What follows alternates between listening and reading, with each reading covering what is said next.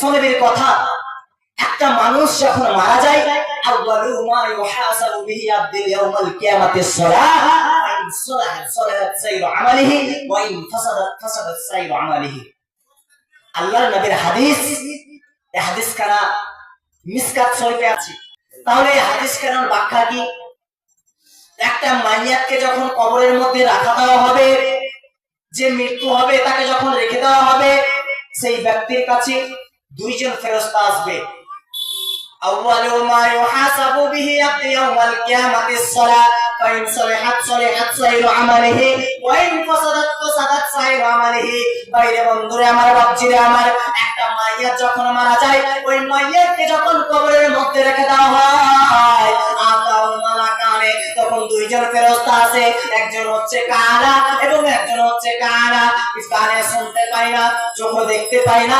সেই ফেরেশতা যখন এসে তাকে বলবে, হে আল্লাহর বান্দা, তুমি বলো তুমি সালাত আদায় করেছো কিনা। তোমাকে যখন এই সম্পর্কে প্রশ্ন করা হবে, তখন এই হাদিসের ব্যাখ্যাতে বোঝা যায় আল্লাহ শব্দের অর্থ হচ্ছে সর্বপ্রথম, সর্বপ্রথম আপনাকে হিসাব নেওয়া হবে। আউয়ালু মা ইউহাসাবু বিহি আবদু ইয়াউমাল কিয়ামাতিস সালাহ, আপনাকে যখন কবরের মধ্যে রাখা হবে তখন সর্বপ্রথম সালাত সম্পর্কে জিজ্ঞাসা করা হবে। আর জীবনে যদি আপনার সালাত ঠিক থেকে যায়, যদি সালাত আপনার টিকে যায়, তাহলে যতই দান সাদকা করুন না কেন, যত ছেলে মেয়ের জন্য রেখে আসুন না কেন, যতই আপনি ফকির মিসকিনকে খাওয়ান না কেন, সমস্ত নেকি আপনার টিকে যাবে। ওয়া ইন ফাসাদাত ফাসাদাত সাইরু আমালিহি, এবং যদি আপনার সালাতের নেকি না টিকে, তাহলে আপনার জীবনে যত আমল ছিল, যতই দান সাদকা করেছিলেন, সমস্ত আমল আপনার বিফল হয়ে যাবে। আল্লাহর নবীর হাদিস।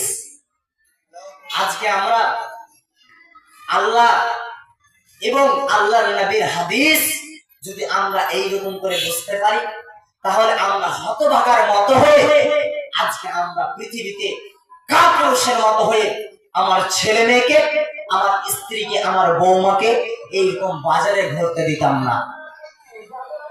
আমাদের এইরকম অবস্থা কেন? আল্লাহ তাবারাক ওয়া তাআলা বলেন, ইয়া আইয়ুহাল্লাযীনা আমানু, হে বিশ্বাসীগণ, ঈমানদারগণ, তোমরা শুনে নাও।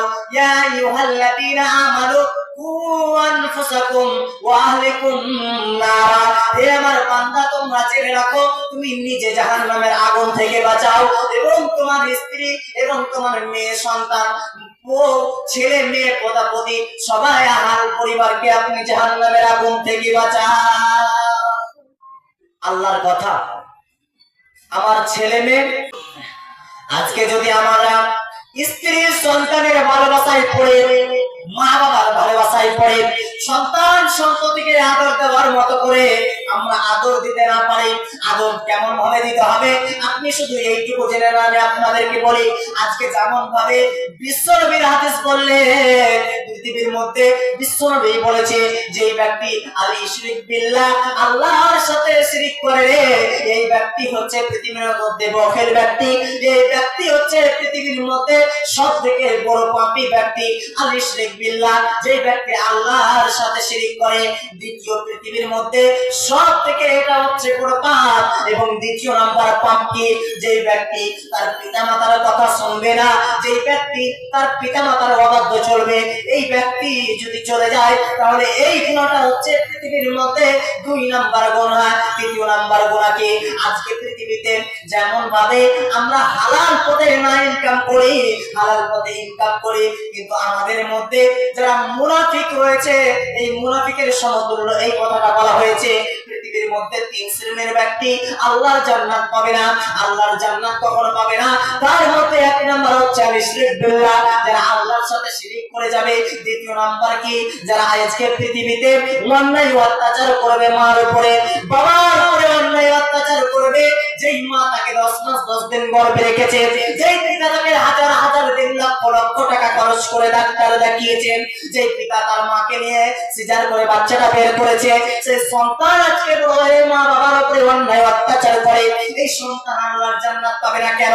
এই পৃথিবীর মধ্যে দ্বিতীয় নাম্বার পাপ হচ্ছে পিতামাতার অবাধ্য চলা। আমার বিষয় আল্লাহর পথে অর্থ ব্যয়। দেখেন, শুধু আপনাকে আমি দেখাচ্ছি, আপনার সন্তানকে সমস্ত কিছু আপনি দিয়ে চলে গেলেন, আর ঘুরে আপনার সন্তান আপনার উপরে অন্যায় অত্যাচার করে। আপনাকে আমি দেখাচ্ছি, শুধু টিপস দিচ্ছি, দেখেন কেমন ভাবে আল্লাহ তাবারাক ওয়া তাআলা আপনাকে আমাকে যেই রকম ভাবে বিশ্বর মধ্যে মানুষকে আল্লাহ কোরআন দিয়েছে, এই কোরআন দেওয়ার পরে আল্লাহ তাবারাক ওয়া তাআলা নিজেই বলছেন, ইন্না হাযাল কোরআনা ইয়াহদি লিল্লাতী হিয়া আকরামু ওয়া ইউবাশশিরুল মুমিনিনা আল্লাযীনা ইয়া'মালুনা আস-সালিহাত আন্না লাহুম আজরান কাবীরা। এই কোরআন এমন পথ দেখায় যা একেবারে সোজা, যারা একে নিয়ে পড়বে, যারা একে নিয়ে ভালো কাজ করবে, যারা একে নিয়ে ভালোবাসতে পারবে, যারা এই আয়াতের অনুসরণ করতে পারবে, তারা তাদের জন্য কাল হাসরের ময়দানে বিরাট প্রতিদান রয়েছে। বিরাট প্রতিদান সমতুল্য এটাই পাওয়া যায় যে আল্লাহর জান্নাত। কাল কিয়ামতের দিন জান্নাত জাহান্নাম ছাড়া কিছুই থাকবে না। আপনি আমি যদি আজকে বুঝতে পারি কিয়ামত আমাদের সামনে সংঘটিত হবে, কিয়ামত আমাদের সামনে চলে আসবে, তাহলে আপনার সন্তানকে দেখেন আজকে বাজারে ঘুরে, আপনার মেয়েকে দেখুন বাজারে ঘুরে, আপনার স্ত্রী হাল পরিবারকে দেখুন বাজারে ঘুরে। বাইরে বন্ধুরে আমার বাচ্চিরে, আমার যেই কথা বলছিলাম, এই কোরআনকে যে পড়তে পারবে, এই কোরআনের যে অনুসরণ করবে, সে আল্লাহর পথে সে দিয়ে দিয়ে দিয়ে দিয়ে তার জীবনটা লটিয়ে দিবে। এক টাকা যদি কোনো ব্যক্তি দিয়ে দেয়, তাহলে তার নেকির কত গুণাবলী হবে, তার নেকির কত সমর্থন হবে, তার নেকির কত সম্মান হবে, আল্লাহ ছাড়া কেউ বলতে পারে না। আমাদের মতো বক্তার হাতে যদি কিছু টাকা দেওয়া হয়, তাহলে তারা বলেন আমিন আমিন বিরহমাতিকা ইয়া রাহমানুর রাহিম। আল্লাহ, আমাদের কিছুদিন পূর্বে একটা মনিরুল বলে বক্তা রয়েছে, সেই বক্তা বলেছিল, কাকা তুমি আমাকে 50,000 টাকা দাও, আমি তোমাকে জান্নাতের ভিতরে ঠেলে ভরে দিব। এই কথা আমরা শুনেছিলাম। কিন্তু একটা বিভ্রান্ত হুজুর আমাদেরকে এইরকম প্রস্তুতি নিয়ে তাদেরকে বাধ্য করে তারাই বলেছিল কি যে এই কথা বলেছে সেই কি জান্নাতের ভিতরে 2 কাঠা জমি কিনে রেখেছে। কিন্তু এই কথা বলে তার ঠিক হয়নি কেন? আল্লাহর কাছে সে তাওবা ইস্তেগফার করবে, ইউহিব্বুত তাওয়াবিনা ওয়া ইউহিব্বুল মুতাত্তাহিরিন। যেই ব্যক্তি আল্লাহর কাছে তাওবা ইস্তেগফার করে, সেই ব্যক্তিকে আল্লাহ রাব্বুল আলামিন সবথেকে ভালোবাসে। ইউহিব্বুত তাওয়াবিনা, যেই ব্যক্তি তাওবা ইস্তেগফার করে, ওয়া ইউহিব্বুল মুতাত্তাহিরিন, এবং যে ব্যক্তি পরিষ্কার পরিচ্ছন্নতা থাকে, সেই ব্যক্তিকে আল্লাহ রাব্বুল আলামিন সবথেকে ভালোবাসে রে।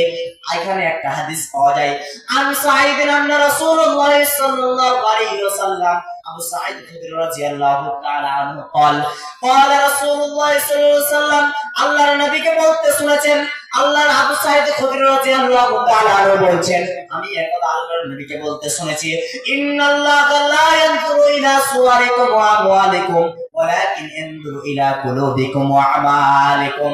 বিশ্বনবী বলেছেন, আল্লাহ রাব্বুল আলামিন তোমার বাহ্যিক আকৃতি, তোমার টাকা পয়সা ধন দৌলত এই জিনিসের দিকে তাকাবেন না, ইলা কুলুবিকুম ওয়া আমালিকুম, তোমার এবং অন্তরের প্রতি এই জন্য তাকাবে, ইলা কুলুবিকুম ওয়া আমালিকুম, তোমার অন্তরের প্রতি তাকাবে।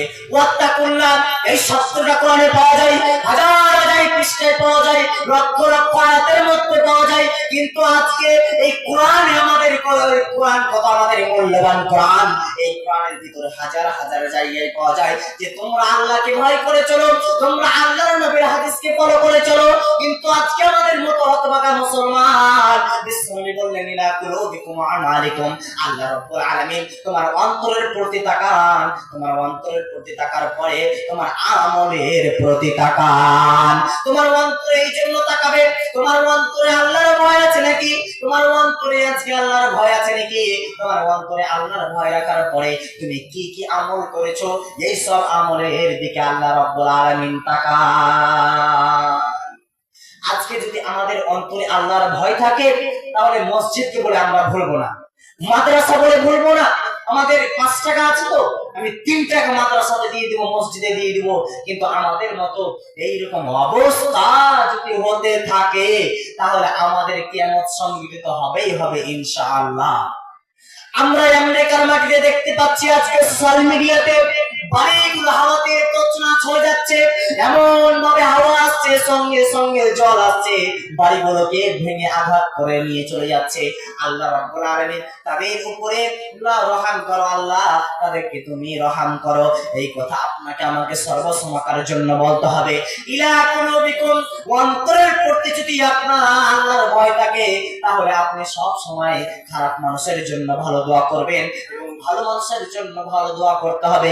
এটাই বিশ্ব নবীর কৃষ্টি কালচার। নবী আমাদেরকে শিখিয়েছে যে যদি কোনো মানুষ নেশাদ্রব্য পান করে বেড়ায়, তার সঙ্গে সঙ্গে তুমি তাকে বলতে পারো না কি তুমি হারাম খাচ্ছ, তুমি মানুষ না, বলতে হবে না, আল্লাহ তুমি তাকে হেদায়েত করো, শুধু এইটুকু ভাষা মুখ দিয়ে বের করবেন।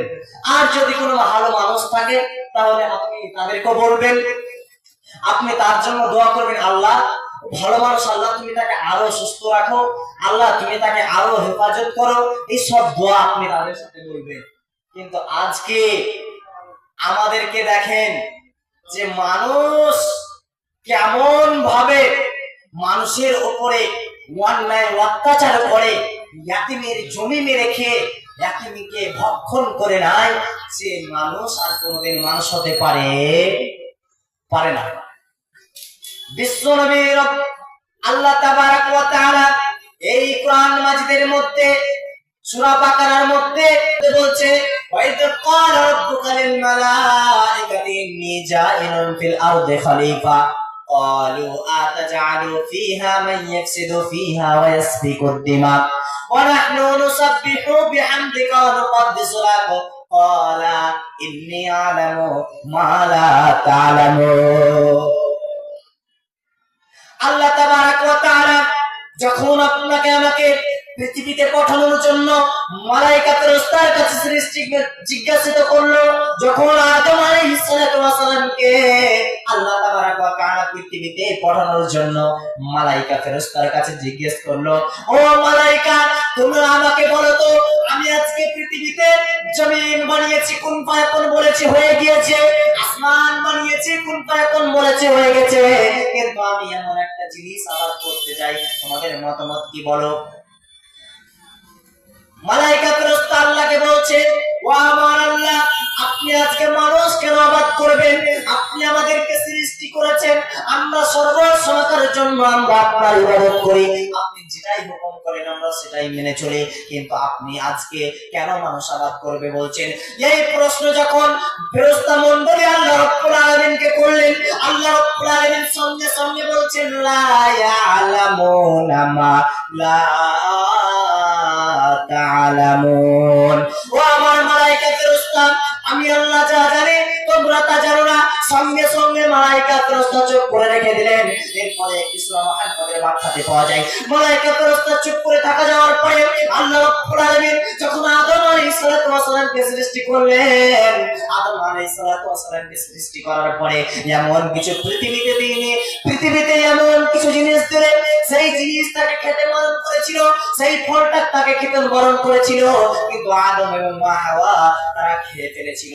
তখন আল্লাহ রাব্বুল আলামিন নাচার হয়ে যাওয়ার পরে আদম আলাইহিস সালাতু ওয়াস সালামকে এক জায়গায় রাখলেন এবং মা হাওয়াকে এক জায়গায় রাখলেন। তাকে রাখার পথে একটি বিরাট কারণ রয়েছে, তার ভঙ্গিমাটা আমি আপনাকে দিয়ে বুঝাচ্ছি। দেখেন যে আল্লাহ রাব্বুল আলামিনের নবীর কৃষ্টি কালচার কি এরকম ছিল, আচরণ কি এরকম ছিল, আপনি এই জিনিসটা আপনি নিজেই বুঝতে পারবেন না যে আজকে পৃথিবীতে মানুষের কি রকম কৃষ্টি কালচার থাকে এবং মানুষের কি রকম আচার-আচরণ থাকে। মালায়েকা ফেরেশতাকে আল্লাহ রাব্বুল আলামিন যখন জিজ্ঞাসা করলে, মালায়েকা ফেরেশতা সঙ্গে সঙ্গে বলছে, আল্লাহ আপনি আজকে যখন পৃথিবীতে মানুষ আবাদ করবেন, তো মানুষ তো তারা পৃথিবী থেকে রক্তপাত ছড়াছড় করবে, তারা মানুষ অন্যায় অত্যাচার করবে, আপনার ইবাদত করবে না। কিন্তু আল্লাহ তাবারক ওয়া তাআলা বলছেন, লা ইয়ালামুনা মা লা তা'লামুন। ও ফেরেশতা তুমি শুনো, আমি আল্লাহ যা জানি তোমরা তা জানো না। তেমনি ভাবে মানুষ আজকে আলেমগণ যে হাদিস জানে, যে কোরআনের তরজমা জানে, সেই তরজমা এবং হাদিস আপনাদের সামনে পরিবেশন করে, তখন আপনারা উল্টে ধরেন হাদিসটাকে। এই হাদিসকে উল্টে ধরার ফল আমি আপনাকে একটু টিপস দিচ্ছি। দেখেন, বিশ্বনবী এই হাদিস খানা নাসাই হাদিসের মধ্যে পাবেন, হাদিস নাম্বার 6183 নাম্বার হাদিস। এই হাদিস খানা রাবি হচ্ছে আবু হুরায়রা রাদিয়াল্লাহু তাআলা আনহু। একদিন বিশ্বনবী সাল্লাল্লাহু আলাইহি ওয়াসাল্লামকে আবু হুরায়রা রাদিয়াল্লাহু তাআলা আনহু আসলেন। এরপর আল্লাহর নবী আবু হুরায়রাকে বলছে, হুরায়রা ওই মানুষগুলো কি দেখছে, তুমি কি একটু দেখো ওই মানুষগুলো কি দেখছিল। তারা তারা তাদের মতো একটা নীতি পালন করছিল। কিন্তু আল্লাহ রাব্বুল আলামিনের নবী বলছেন, ফালিয়াহফাজির রাসা ওয়া মা ওয়াআ।